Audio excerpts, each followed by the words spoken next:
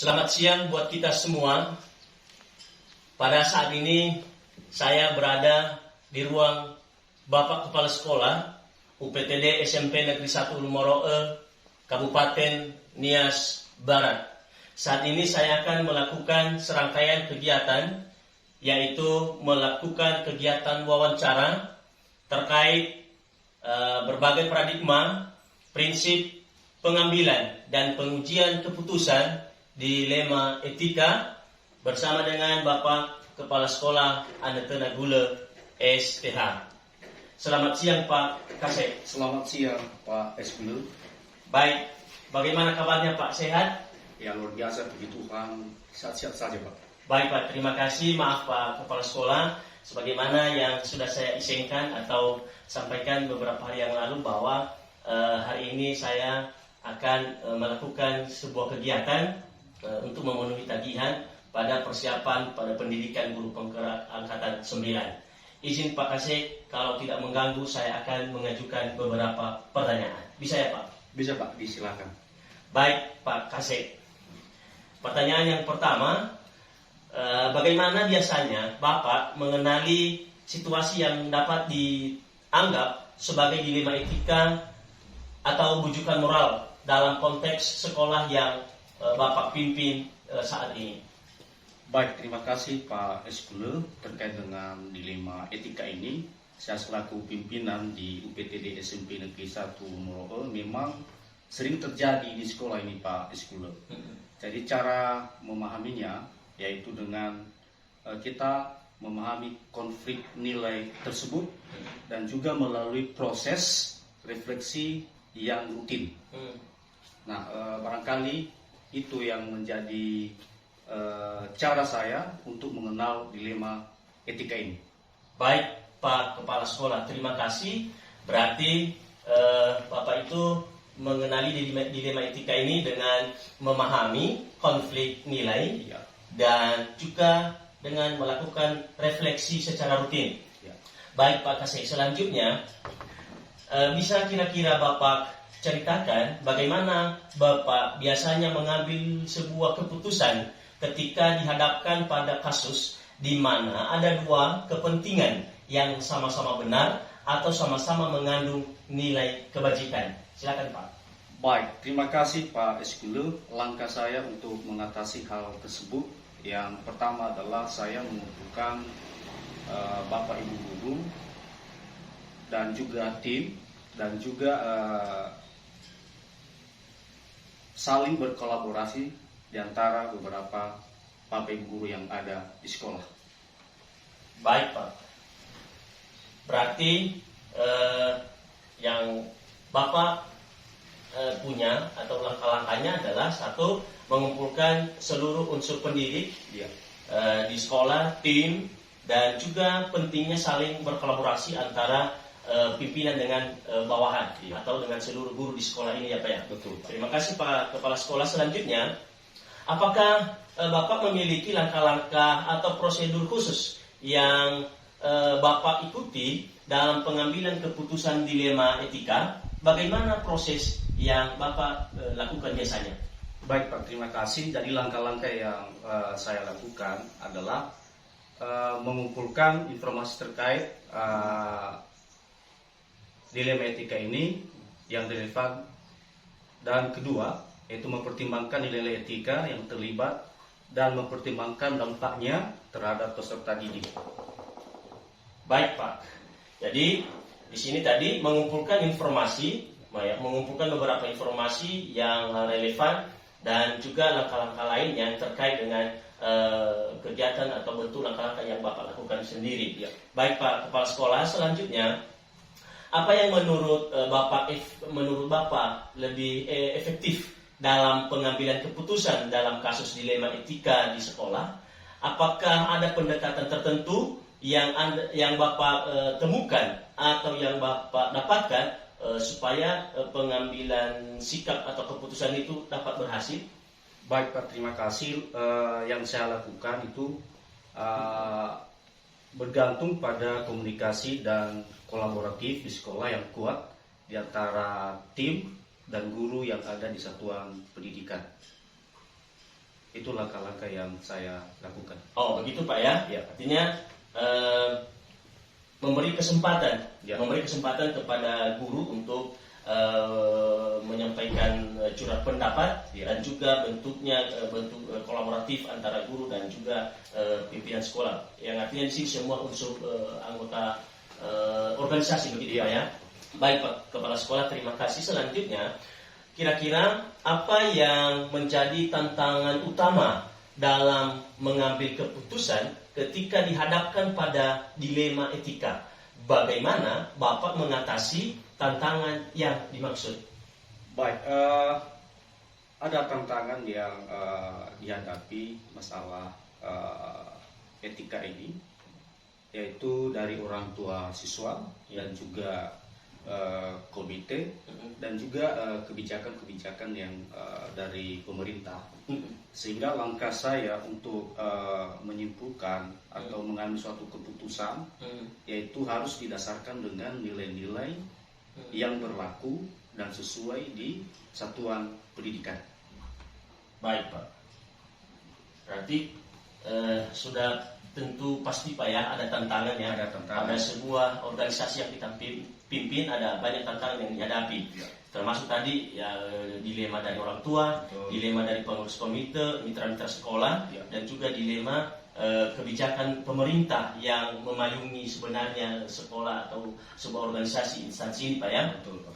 Namun Bapak di sana melihat itu, Bapak justru bersikap untuk mengambil keputusan ini ya melihat nilai-nilai yang berlaku. Betul. Melihat nilai yang berlaku antara warga sekolah itu sendiri dan juga masyarakat setempat. Iya. Terima kasih Pak Kepala Sekolah. Selanjutnya, apakah Bapak memiliki jadwal atau tata kala tertentu dalam menyelesaikan kasus dilema etika?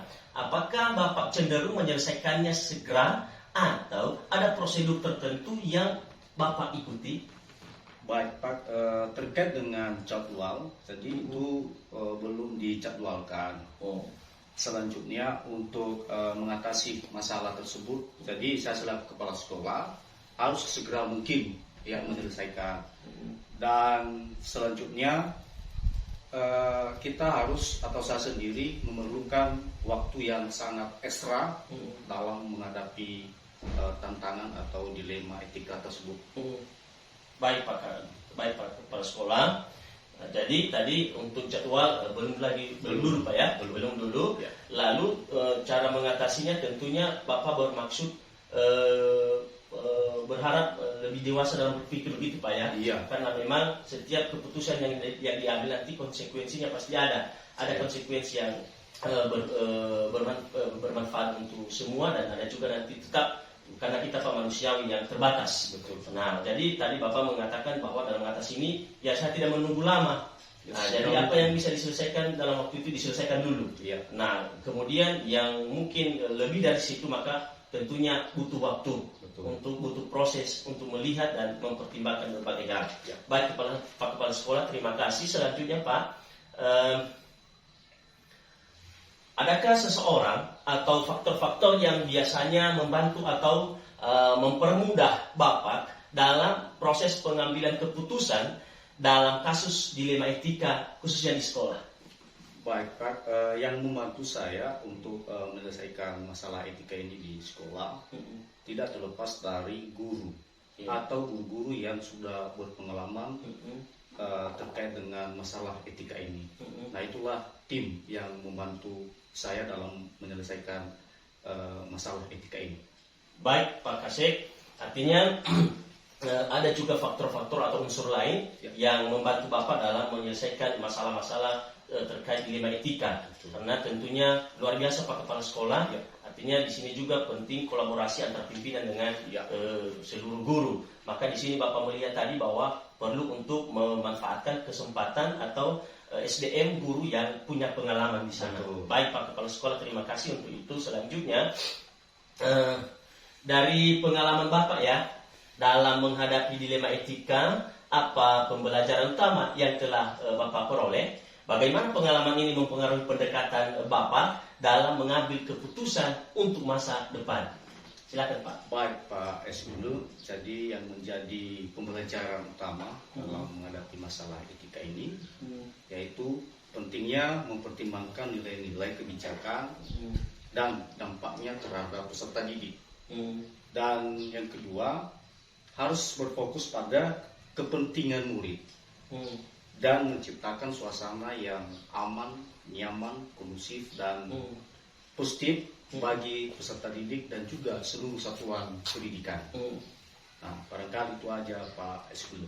Baik Pak Kepala Sekolah, terima kasih. Jadi tadi di sini dari pengalaman yang sudah dilalui dan apa pembelajaran yang sudah diperoleh yaitu mempertimbangkan ya Pak ya nilai-nilai kebijakan, nilai kebijakan dan juga fokus pada kepentingan murid. Yang artinya ini Pak mungkin pada proses pembelajaran itu berpusat pada siswa itu sendiri. Lalu kemudian juga bagaimana menciptakan suasana yang kondusif, nyaman, tentram di lingkungan sekolah setiap harinya selama pembelajaran berlangsung. Betul. Baik Pak Kepala Sekolah, terima kasih. Ini sangat baik sekali berdasarkan pengalaman yang sudah Bapak lalui dan juga bagaimana memetik manfaatnya dan juga memandang lebih jauh ke depan. Mudah-mudahan Pak sekolah kita di sini di UPTD SMP Negeri 1 Lumoroe akan lebih baik lagi ke depan dan bisa memerdekakan manusia. Amin Pak. Baik, terima kasih Pak Kepala Sekolah.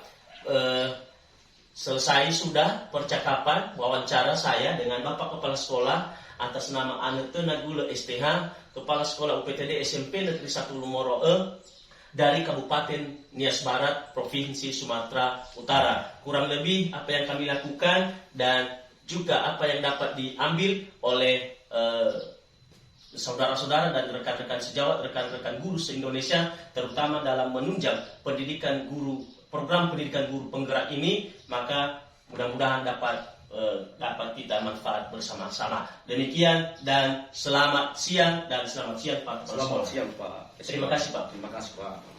Bahagia. Iya. Salam guru penggerak.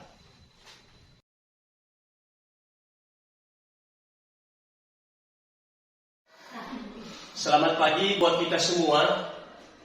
Kembali lagi bersama dengan saya Sahadu Patri Gule SPD, calon guru penggerak angkatan 9 dari UPTD SMP Negeri 1 Lumoroe Kabupaten Nias Barat. Saat ini di pagi hari yang cerah ini saya bersama dengan Bapak Kepala Sekolah Bapak Otomo Sigule SPD, Kepala Sekolah SDN nomor 071195 di Hilim Baruje, Kabupaten Nias Selatan. Sekarang ini saya akan melaksanakan serangkaian kegiatan wawancara berhubungan dengan tagihan tugas pada demonstrasi kontekstual pendidikan guru penggerak angkatan 9. Baik, selamat pagi Pak Kepala Sekolah. Selamat pagi Pak Sehat. Bagaimana kabarnya Pak, sehat? Sehat Pak. Mohon maaf Pak Kasek, Pak Kepala Sekolah, sebagaimana sebelumnya sudah saya sampaikan, untuk hari ini saya akan datang untuk melakukan kegiatan wawancara. Mohon kesediaan Pak Kepala Sekolah bersama dengan saya. Ya, silakan. Baik, terima kasih Pak Kepala Sekolah. Ada beberapa pertanyaan yang saya akan ajukan pada kesempatan ini. Dan yang pertama yaitu bagaimana biasanya Bapak mengenali situasi yang dapat dianggap sebagai dilema etika atau rujukan moral dalam konteks sekolah yang Bapak pimpin saat ini. Silakan Pak. Baik Pak, terima kasih Pak Sahadu Gule.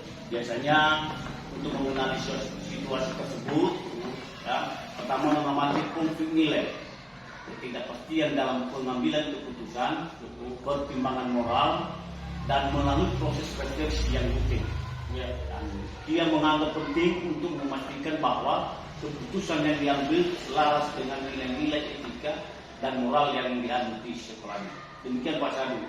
Baik, terima kasih Pak Kepala Sekolah. Artinya tadi yang disampaikan oleh Bapak dapat melihat sesuatu hal itu dalam bentuk dilema etika dengan pertama melihat konflik nilai, yang kemudian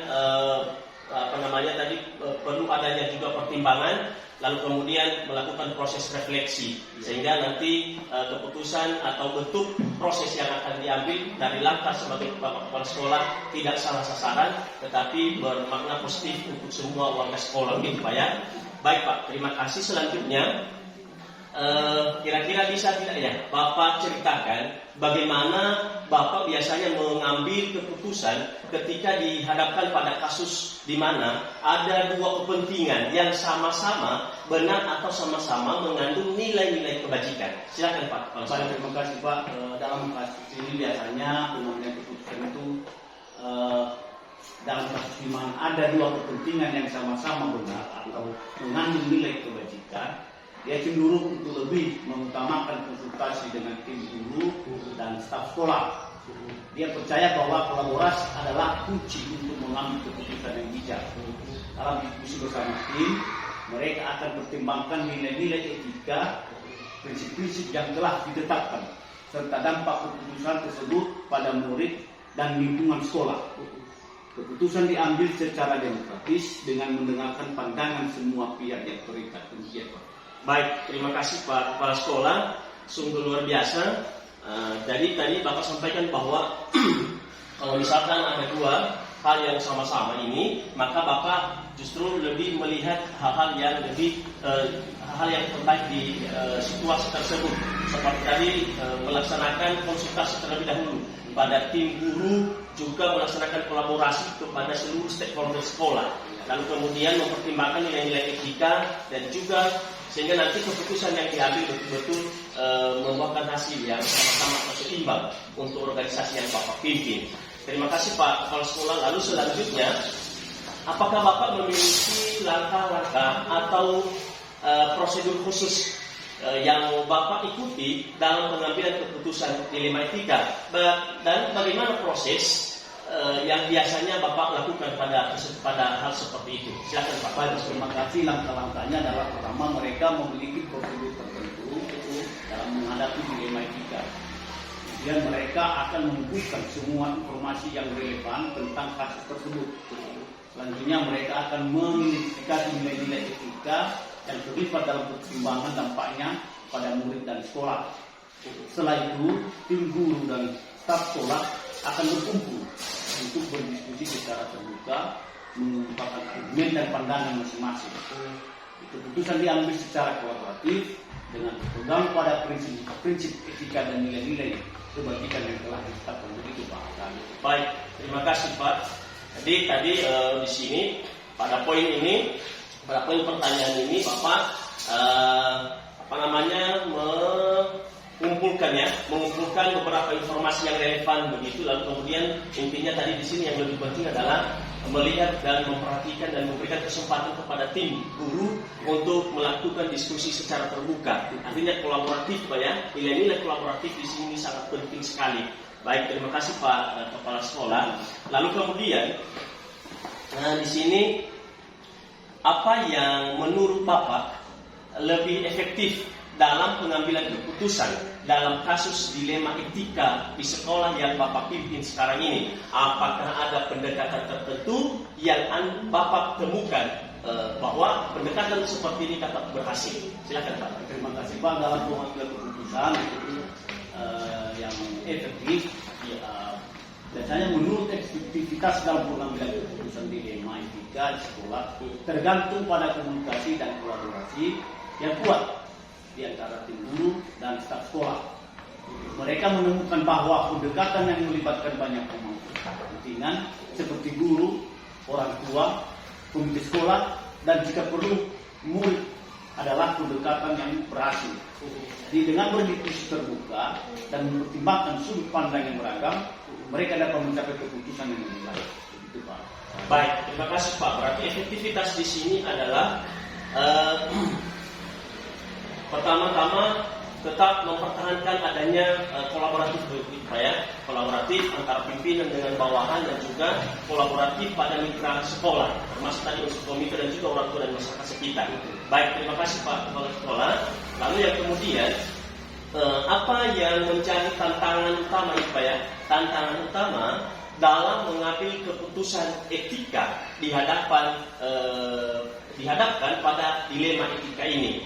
Bagaimana Bapak mengatasi tantangan tersebut ketika misalkan berhadapan dengan dilema seperti ini? Silakan Pak Kepala Sekolah. Baik, terima kasih. Tantangan utama dan cara mengatasi tantangan tersebut adalah catatan utama dulu dalam pengambilan keputusan ketika dihadapkan pada dilema etika adalah adanya tekanan dari berbagai pihak seperti orang tua, di sekolah, atau bahkan kebijakan pemerintah.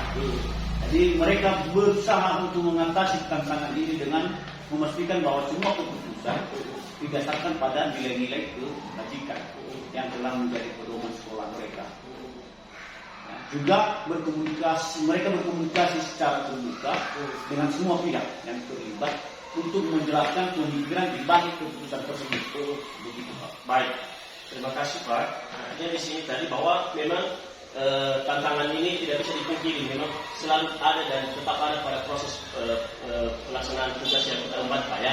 Begitu tadi tentunya di sini tantangan yang acap kali atau sering kali Bapak temui di sekolah ini yang pertama adalah ada dari tekanan dari unsur pengurus komite, orang tua, dan juga pada unsur pemerintahan. Lalu kemudian apa yang Bapak lakukan di sana tadi? Tentunya menjalin, membangun komunikasi dan relasi yang baik antara semua pihak. Baik, terima kasih Pak Kepala Sekolah. Tentunya di sini maka dapat dipahami bahwa pertanyaan itu artinya sudah ada jalan keluar untuk sebuah tantangan yang dihadapi. Baik, selanjutnya Pak Kepala Sekolah, apakah Bapak memiliki jadwal atau tata cara tertentu dalam menyelesaikan kasus dilema etika? Apakah Bapak cenderung menyelesaikannya segera atau ada prosedur tertentu yang Bapak ikuti? Silakan Pak. Begini Pak, dalam menyelesaikan kasus dilema etika, mereka cenderung tidak memiliki cara tertentu. Mereka lebih fokus pada pemahaman yang mendalam tentang situasi dan nilai-nilai etika yang terlibat. Jadi mereka berusaha untuk menyelesaikan kasus tersebut segera mungkin, tetapi juga tidak terburu-buru dalam mengambil keputusan. Terkadang kasus dilema etika memerlukan waktu ekstra untuk diskusi dan konsultasi. Begitu Pak. Baik, terima kasih Pak Kepala Sekolah. Yang artinya kita di sini bahwa sebenarnya untuk jadwal untuk sebuah jadwal belum ada, belum tersusun, belum teratur. Kenapa? Karena kita tidak tahu kapan ada masalah dan bagaimana seperti apa masalahnya. Maka di sini justru dalam sebuah masalah etika ini yang dihadapi, apa yang bisa diselesaikan ya diselesaikan sesegera mungkin. Artinya tidak menunggu terlalu lama waktu karena perlu dan sangat baik ketika misalkan dapat diselesaikan. Dan itu pun tadi seperti yang Bapak sampaikan bahwa tidak semerta-merta dan tidak segampang membalikan telapak tangan. Butuh proses juga karena ada banyak hal yang kita pertimbangkan. Baik, terima kasih Pak Kepala Sekolah. Lalu kemudian di sini juga pada poin pertanyaan berikutnya, adakah seseorang atau faktor-faktor yang biasanya membantu atau mempermudah Bapak dalam proses pengambilan keputusan dalam kasus dilema etika di sekolah yang Bapak pimpin? Silakan. Baik, terima kasih Pak. Dalam proses pengambilan keputusan dilema etika, mereka biasanya melibatkan tim manajemen sekolah dan guru-guru yang memiliki pengalaman dalam masalah etika. Jadi mereka percaya bahwa diskusi dan berbagi pandangan dengan orang lain dapat membantu mereka memahami situasi dengan lebih baik dan mencari solusi yang lebih baik pula. Baik, terima kasih Pak Kepala Sekolah. Yang artinya bahwa di sini tim manajemen di sebuah sekolah itu unsur-unsur pembantu kepala sekolah dan semua pemangku kepentingan sekolah sangat penting melakukan kegiatan-kegiatan diskusi untuk mencari solusi dan bagaimana mengatasi masalah dan juga solusi pada masalah yang sudah ada. Baik, terima kasih Pak Kepala Sekolah. Lalu kemudian ini yang terakhir apa ya?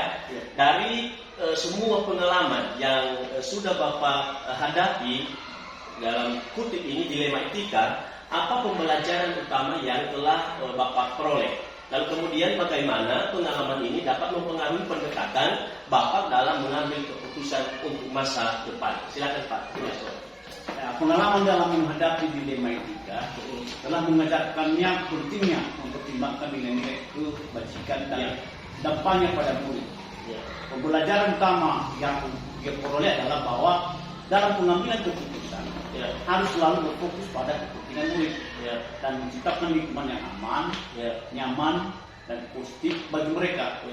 Pengalaman ini telah mempengaruhi pendekatannya dalam pengambilan keputusan di masa depan.